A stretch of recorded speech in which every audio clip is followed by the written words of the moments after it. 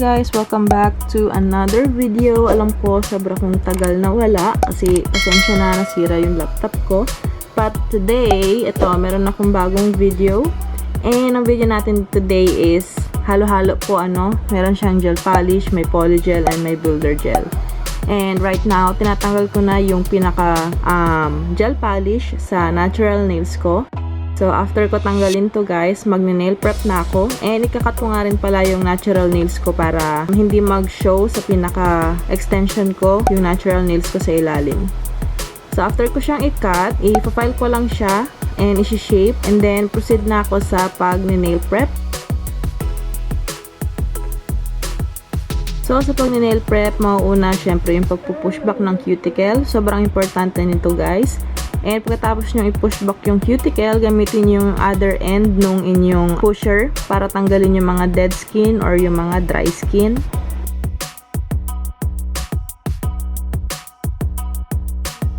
And syempre, after nyong i-push back and tanggalin yung mga dead skin, hindi pa yun guys. Kung meron kayong e-file, mas maganda kung gamitan nyo ng mga nail prep bit. So, ito yung ginagamit ko na pang nail prep. And ang gamit ko dito guys is 5,000 RPM lang. Hindi masakit yun as you can see.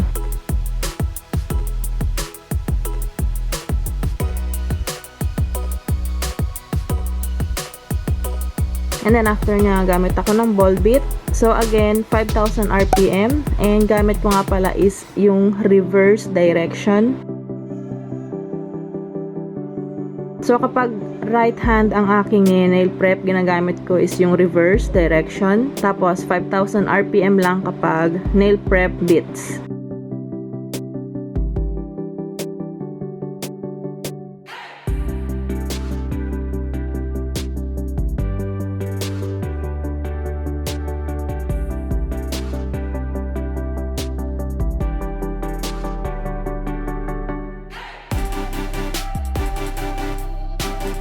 And hindi kompleto ang pag-nail prep kung walang sanding band. So, yung sanding band guys, sobrang importante nun, lalo na sa part ng cuticle part. Kasi doon mostly nagkakaroon ng lifting. So, make sure gagamit kayo ng sanding band dun sa may mga e-file. Pero kung wala naman, gamit kayo ng nail file. So, dito gamit lang ako ng 2,000 RPM and flat lang yung gamit ko and yung direction ng aking sanding band. Make sure laging flat yung gamit nyo ng mga bits para mas madali nyong natatamaan yung area na gusto nyong tamaan. Focus lang sa cuticle part kasi dyan mostly yung lifting. Make sure walang shine.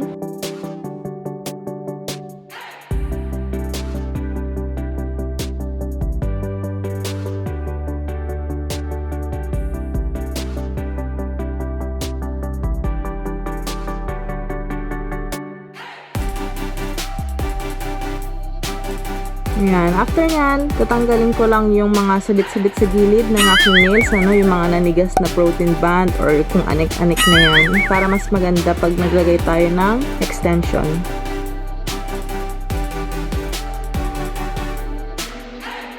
And then, gagamit ako ng base gel ng TOBI. So, sa base gel guys, gagamit ako ng 2 coating. And then, after nun, i-clear ko lang siya ng 30 seconds using my LED lamp na PASSET from Flowy, syempre. So, lahat ng link ng products ng mga gagamitin ko dito, iwan ko lahat sa description box. Kasi marami nag-PM sa akin or nagko-comment na nasaan yung link. Nandyan po lagi sa description box yung mga link. So, ugaliin po natin magbasa. Then, dito guys, gagamit lang ako ng PolyGel na nude color. And gagamit ako ng slip solution na alcohol. And then, ito lang yung size na ilalagay ko sa aking pinaka nail plate. So, enough size lang para ma-cover up yung aking natural nails.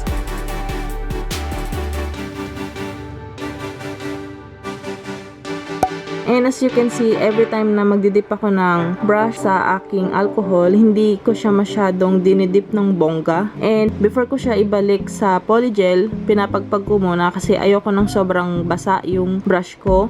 Kasi nagiging runny yung polygel kapag sobrang basa, and at the same time, nagkakaroon ng bubbles kapag sobrang basa nung brush na nilalagay nyo sa polygel ninyo. Also, nagiging cause din siya ng puti-puti kapag sobrang wet nung polygel tapos ipapasok nyo siya sa lamp. Pwede siya mag-cause or nagiging reason siya ng puti-puti and bubbles. Pag naglalagay kayo ng polygel, huwag nyo kakalimutan yung free edge ng inyong nails kasi yun din yung magiging cause ng lifting kapag hindi nyo nilalagyan yung pinaka-free edge. Nagpo-focus din pala ako sa cuticle. Pinapanipis ko yung sa may bandang cuticle para hindi rin mag-cause ng lifting. Kapag okay na ako dyan, cure ko lang siya ng 60 seconds.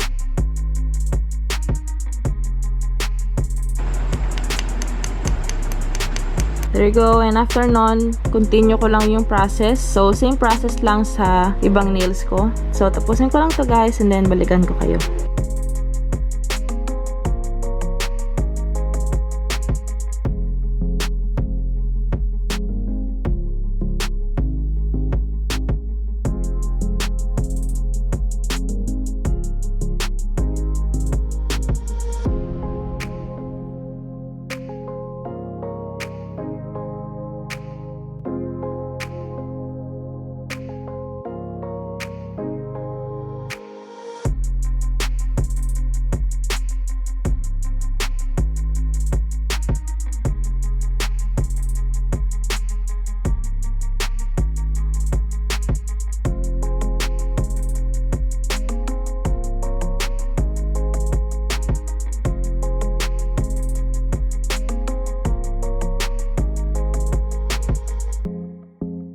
Then, sprayan ko lang ng alcohol. Punasan ko lang siya ng alcohol para pag nag-file ako is hindi didikit yung mga dust.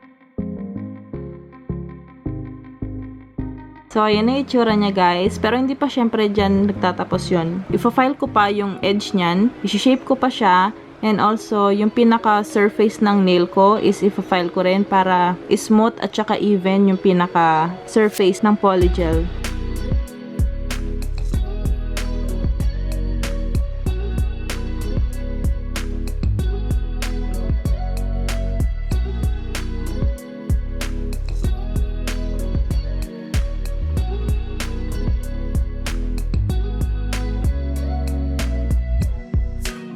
So, after ko i-file any shape yan guys, magpo-proceed na ako sa aking extension. So, sa extension, gagamit ako ng builder gel and also nail forms. Also, gagamit din ako ng TOBI Real Basic Colors. So, meron akong violet, blue, and yung black. So, ganito lang ginagawa ko kapag nagne-nail forms ako. Pinipinch ko lang muna yung sa gitna. Mas gusto ko yung nail forms minsan kasi mas customize siya. Also, maganda rin yung pagiging niya, sticky. Hindi katulad ng ibang nail forms na sticky lang siya pero pag may nilagay ka ng extension, nawawala na yung pagiging stickiness niya.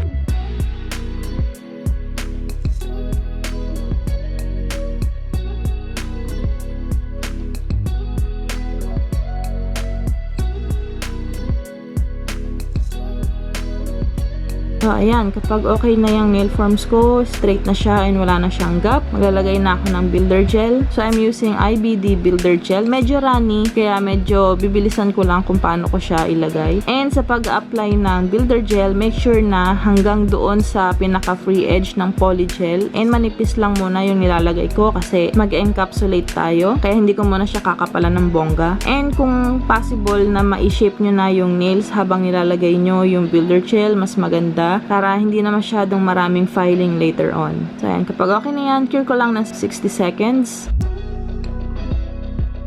So, later ko na gawin yung pinky ko. Proceed muna ako sa ibang nails ko.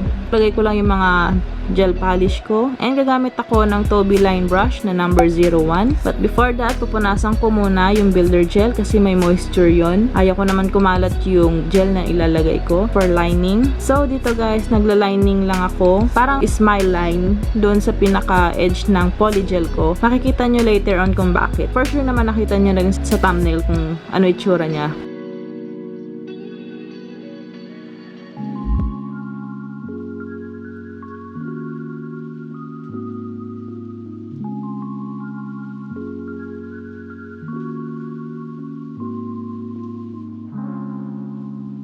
Yan, after nung linings, i-cure ko lang yan. Kahit flash cure lang. And then, proceed na ako sa pag-design ng nails. So, sa background design ko, maglalagay lang muna ako ng yung mga gel polish na napili ko. Different brush, every gel color para hindi messy and hindi maghalo-halo yung kulay. So, dito guys, random design lang yung nilalagay ko. Random lang na pag-apply kung anong kulay yung sa tingin ko okay. Para hindi boring, iniiba-iba ko yung pattern ng kulay. And sa color gel, maglalagay ako ng 2 coatings para talagang mas opaque yung kulay talaga niya later on.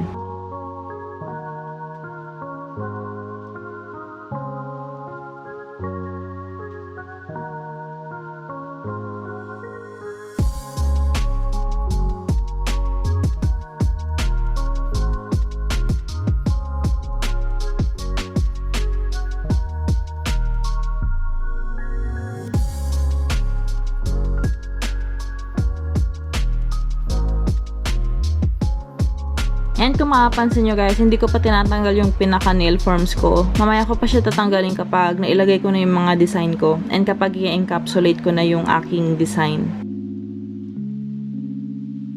So dito, ito yung mga pinadala sa akin ng Offlowy na mga glitters pero pipili lang ako. So meron ako ditong S3, meron akong I6, H8,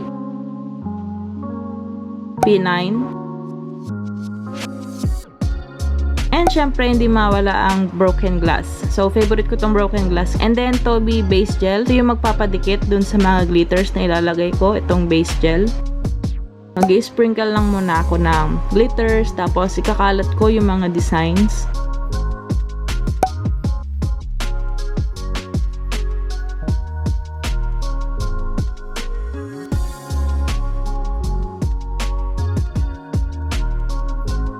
And then, kapag okay na ako dyan sa design na yan, i-cure ko lang muna siya ng flash cure. And then, mag-apply ulit ako ng base gel. And then, maglalagay ulit ako ng design sa ibabaw. So, parang magpapatong-patong yung designs ko. So, dito guys, gagamit lang ako ng star dito sa palette na to. Maganda to guys pag nilagay na kasi siya, nag-iiba-iba yung kulay niya. And then, dito, moon and yung star lang na rose gold. And here, syempre, yung gold na star.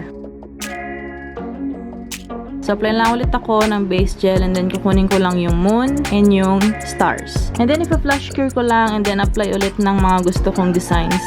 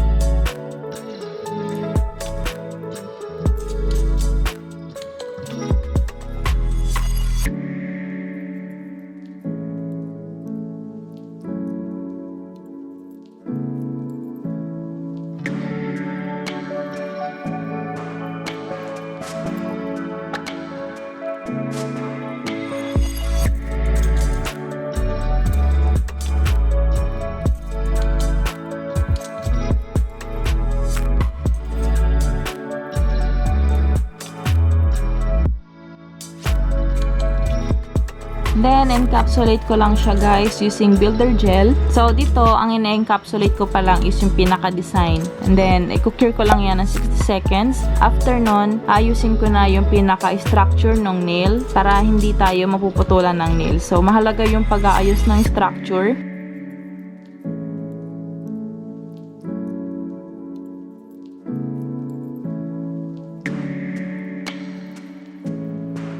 So, punasan ko lang muna ulit ng alcohol kasi i-buff ko yung pinaka-surface nung sa PolyGel ko kasi nakalimutan ko siyang i-buff kanina. And kailangan ko siyang punasan muna ng alcohol para hindi didikit yung mga dust.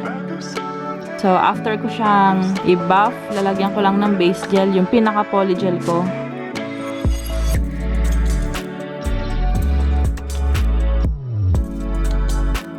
Lalagyan ko na ng builder gel yung buong nails ko. And at the same time, ayusin ko na rin yung structure ng aking nails. Since mahaba siya, mahalaga na ayusin yung structure ng nails, lalo na sa bandang apex. So, kailangan talagang maayos yung apex natin. So, again, self-leveling ang builder gel.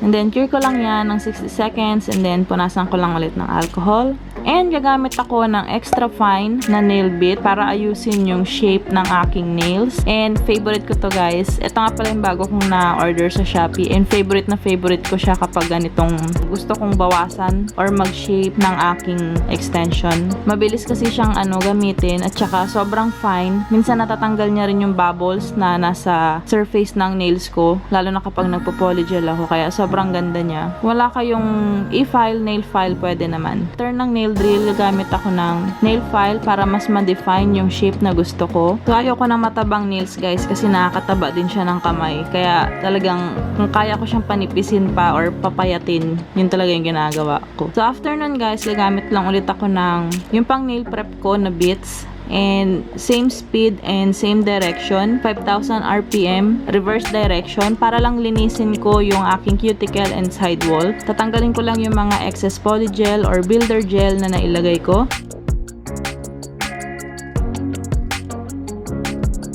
And then, as you can see dito guys, kitang-kita yung lines after kong mag-file gamit ang aking nail file. Kaya naman, ibabuff ko siya. And makikita nyo dito kung gaano kahalaga ang pagbabuff. Ito yung kaibahan kapag na-buff na. So, as you can see, sobrang ganda niya na. Mas malinis siyang tingnan kapag binabuff nyo talaga yung surface ng nails. So, wag nyo kakalimutan mag-buff. And then, after nun, mag-apply na ako ng top coat. Then, cure ko lang yan ng 30 seconds.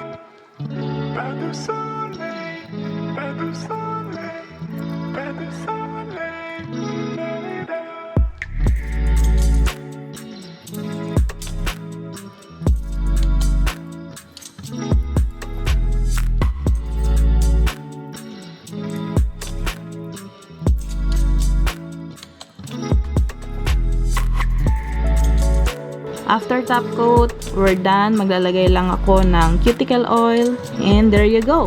Sobrang ganda nito guys. As in, sobrang na-inlove ako dito sa design na to. Ang lakas niya maka-galaxy nail.